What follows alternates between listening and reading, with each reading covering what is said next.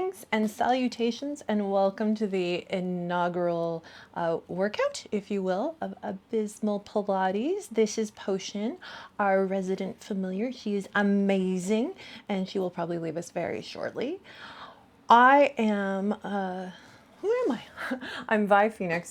I am a certified Pilates instructor. I am easily distractible by my sweet puppy, well, for a number of reasons, but also including that I am identify as autistic, and have ADHD, and I am doing this episode largely for myself to help a few people that I know. And this this new version of my studio. I used to run a studio in here, thus the amazing equipment, and sometimes do videos, thus the green back screen, though it does not go well with the hair at the moment. It makes me have no hair if I was to actually replace the background.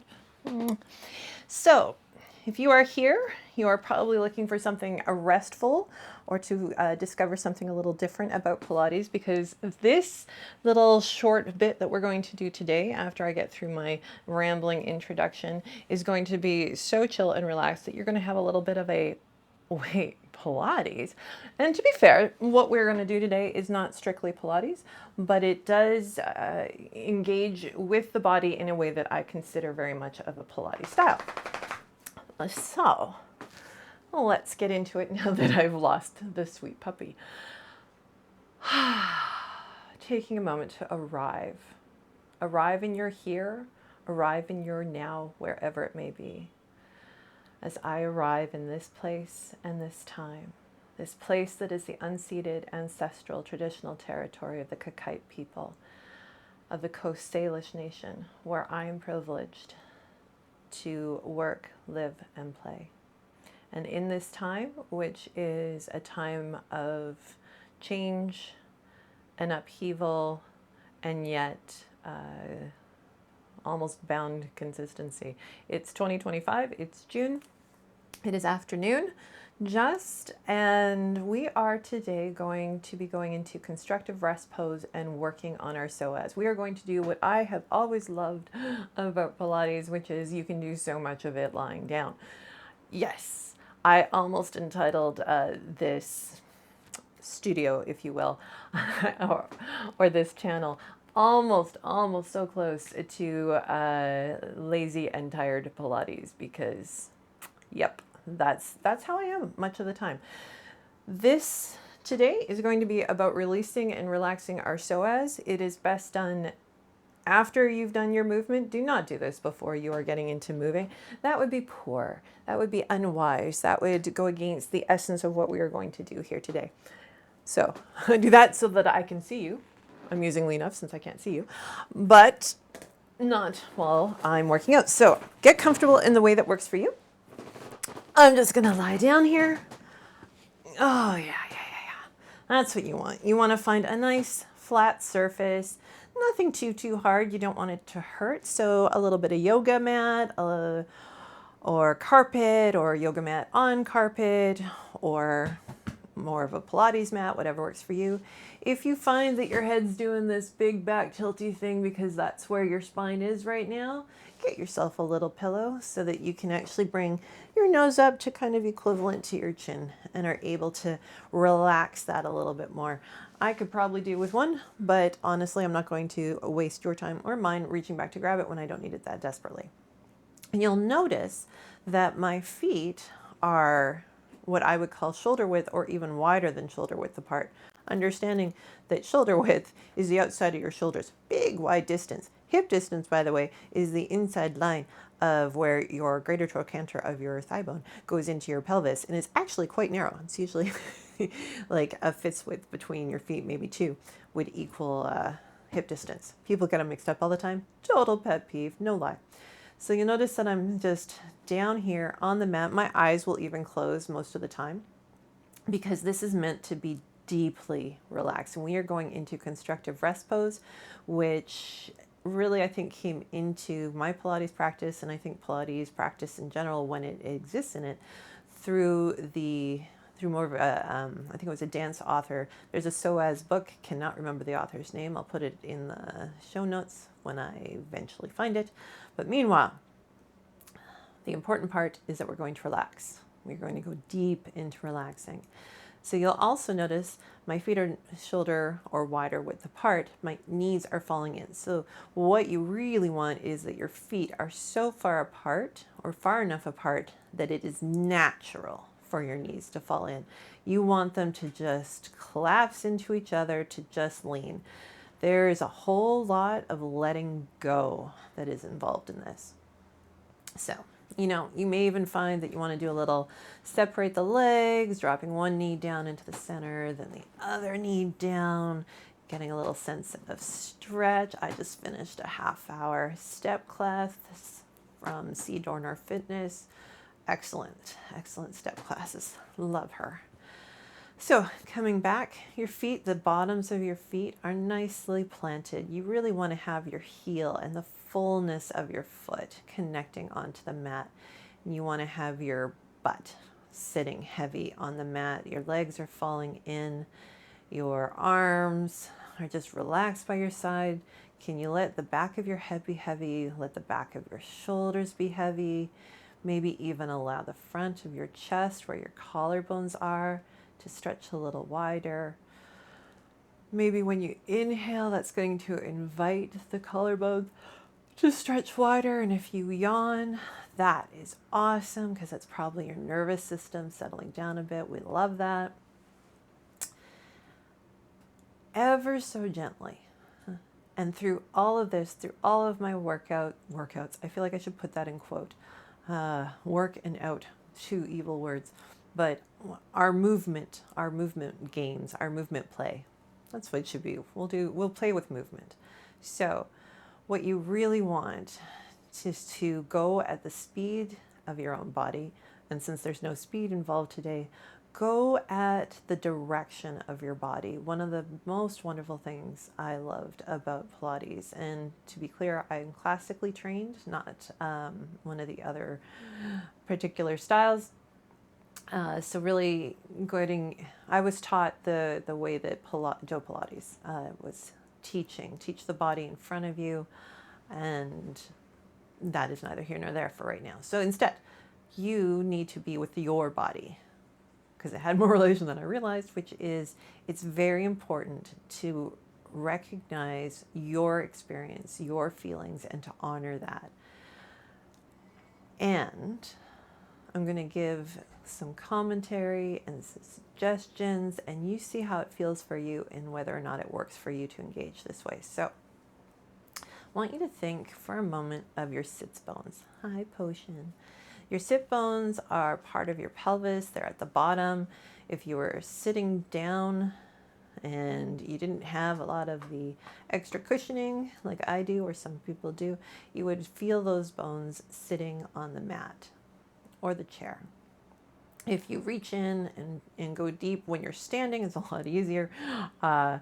You could feel them. In this position, not so much. But what you want to be aware of is that they're down here, they're at the bottom of your butt cheek kind of feeling before you go into your leg. And I want you to think of those being heavy. Maybe attach just the littlest, lightest helium balloons. Tie the string to the top of your pelvis, so up here, your iliac crest. When you put your hands on your hips, that spot. The very top there, I want you to just attach just a little bit of a balloon. So there's that little bit of lift here, a little bit drop at your sits bones, but not force. The important part is to let this happen. And hopefully at this point, your legs are falling in nice, your feet are feeling nice and heavy, your head, you're relaxed, your chest is open and relaxed. And maybe you find that your pelvis wants to tip the other way. And your pubic bone, your sit bones kind of go up, and the top of your hip bones, they want to drop down. And that's okay if it does. It's really okay. We're not trying to force the other place. I just want you to have that invitation to maybe think that your pelvis could drift the other way with the sit bones to the mat, the hip bones towards the ceiling, if your body was so inclined. Let that settle in. Let your leg bones, now this This is where we start getting good and juicy. Let your leg bones sink a little deeper into your pelvis. So your pelvis, you may think of like a big bowl, big round bowl. And your leg bone is, well, if you've ever used a mortar and pestle, which probably most people haven't, but it would be the pestle going into the mortar. But it's, I need a more modern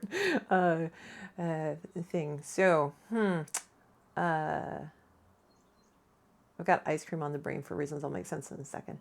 But it's really, I don't know, like an ice cream scoop going down into the ice cream, which is not a great analogy.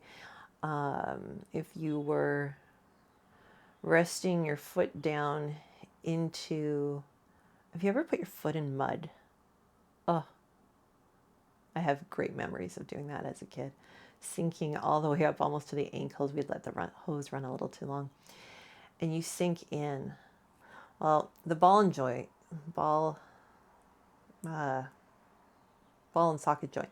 So the leg bone sits inside of the bowl. So it's a like the end of a baseball bat sitting inside of a bowl. And sometimes it sits at the front of the bowl. Sometimes it's barely into the bowl. And I want you to, as much as possible, soften everything that's on the inside of the bowl so that the baseball bat, I know it's weird, just is allowed to go a little deeper into the bowl and a little deeper into the center of the bowl. Letting that just happen. And while you're doing that, I'm going to talk I was going to say briefly, but nothing I do is that brief, about your psoas. So your psoas is this amazing muscle that you are going to meet today, perhaps for the first time, in a very gentle way. It is a very deep muscle. It is one of the muscles responsible for flexing the hip joint. It is one of the muscles that is responsible for our bending and our flexing in the spine. And it is, I have heard said, and I tend to agree, our fight-flight muscle. There's a lot that can get stored in this muscle, and most people never feel it. Why? Because in our stomach, in our belly, we've got our rectus abdominis. That's the six-pack. It's on the surface. It's the first one that you see. Underneath that, you've got your external obliques, then your internal obliques. They're doing a crisscrossy thing. They kind of go from bottom of the rib cage down to your pelvic bone. And then underneath that, you've got your transverse abdominis. Now that's a great muscle and one that we want engaging with a lot when we're doing Pilates or any deep core work. In fact, we'd like to bring it up online way more than what is typically experienced. Then we've got organs, all that digestive-y stuff that happens from bottom of, esophagus, all the way to the anus. So everything from your stomach all the way up through the bowels. That's all in there too. Plus reproductive organs if you still got them, which I don't, and assorted other tissue. And then hanging out at the bottom, pretty much, you've got your spine. Well, attached to the spine, starting from about the point of your solar plexus, usually about T12, so the bottom of your thoracic spine, connecting from the spine and going down in this wonderful swath of muscle from there and connecting to the inside of your pelvic bowl, joining in with the iliacus muscle that hangs out really down at the bottom of it. So your psoas goes all of this long way. It's like this big fan going down. Your iliacus is really hanging out down there at the bottom. A lot of people like to talk about the iliopsoas, but we're going to separate it because the iliacus, lovely as it is, which is what we were softening with that baseball bat going into the bowl. We also want to get more into the psoas, which was impacted by that softening because so much stress is held there. Hopefully you're still in this pose, and yes, you can stay here for a really long time. Just remember, since I'm going to keep going for a little bit, and if you feel the need to get up because that's what your body says, I strongly recommend you roll to the side, get up slow and get up gentle. The reason that we do any workouts before we do this exercise or this practice, better word, is because it is softening and releasing the psoas, which can be very startling to the body. And also we're getting it, once we get it to that relaxed place, we don't want to suddenly jar it back into having to be really strong and on and doing. We want it to experience that relaxed state. So checking in with your body. How are the bottoms of your feet feeling? Your legs still falling in, kind of enjoying that absolute lack of effort that's required to be there. The legs heavy into the bowl of the pelvis. The head is relaxed. Chest is open. Shoulders relaxed down. If you feel a need to move and shift a little to get more relaxed, do so. Take your hands for a moment. Put them onto your rib cage. And could you think about ever so gently, this is an invitation to your body, not a requirement. It's just an invitation to see if you can let the shoulders that are already heavy and relaxed, and those collarbones are wide and open, can they stay there? And can those ribs underneath your hands just soften down to the mat just a little bit?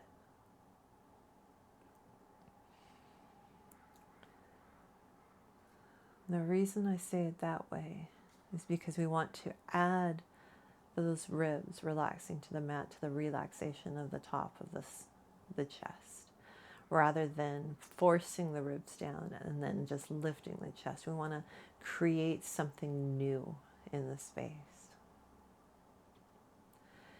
If you notice any sensations, just take note of them. The psoas is a deep muscle, as I said, connected into fight and flight. There may be sensations, thoughts, feelings, impressions, sometimes even memories. Whatever it is, thank it for its presence. Spend time with it if it helps you. And let it drift off. Like cottonwood in the wind. So much cottonwood still out there.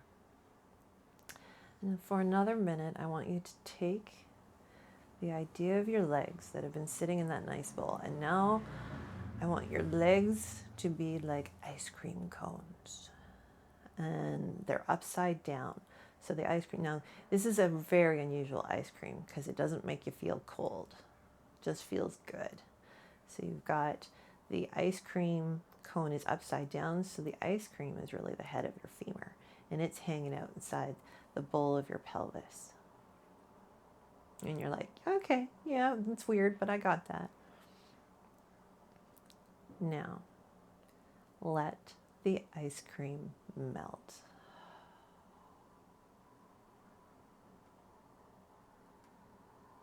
Let it just sink down as it melts, and taking away any last tension in the hips and in the pelvis, letting your leg bones sink down.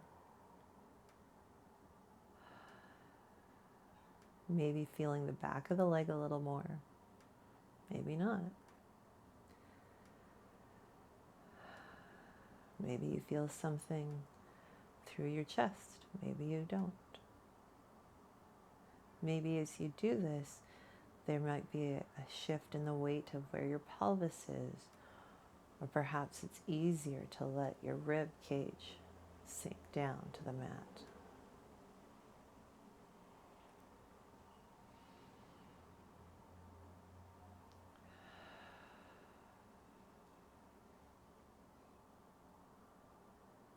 And yes, I'm going to give you and me a few more seconds just in silence. Now, you can always pause and stay in this for as long as you want. I have done it think I did it once, upwards of 20 minutes. I was very much in need of relaxation.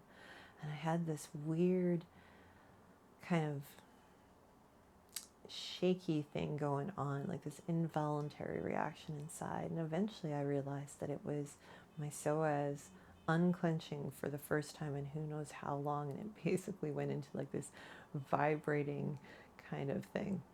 So if stuff like that happens, don't worry about it. Listen to your body. Relax into your body.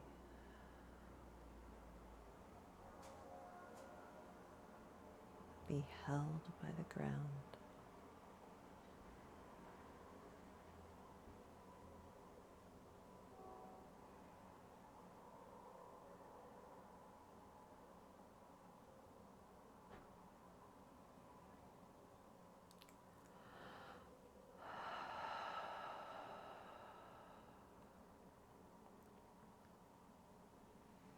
When you're ready to start coming out of it, what you want to do first is realize you're going to move.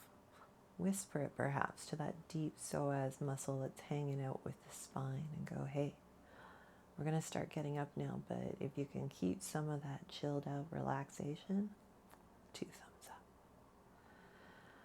And then maybe wiggle your toes a little bit. For me, I'm going to press the feet down, the balls of the feet, so that my heels can lift, my knees come more naturally apart. I'm going to do a little rocking from side to side with my knees, which invites the pelvis, kind of waking things up so gently, letting that twisting walk itself up into my rib cage, twisting around my spine. Oh. If you feel a desire to stretch, that's awesome. Oh, I'm actually backwards for a good way to come up, because a lovely way to come up is to stretch out one leg, press the other heel into the floor, and then you too can be greeted by a puppy. Kisses. So roll onto your side, coming up gently, respecting the state of your body and however long it needs to take to come up. Yes. Potion says that you have done an amazing job and that she's very proud of you. You want to come up? Yes. Can you tell them how proud you are? Yes. Oh, good job, Potion. Potion says, good job, everybody. Thank you so much for joining us in this intense relaxation. And we hope that you have a most marvelous rest of your day, your week, your month, and even your year.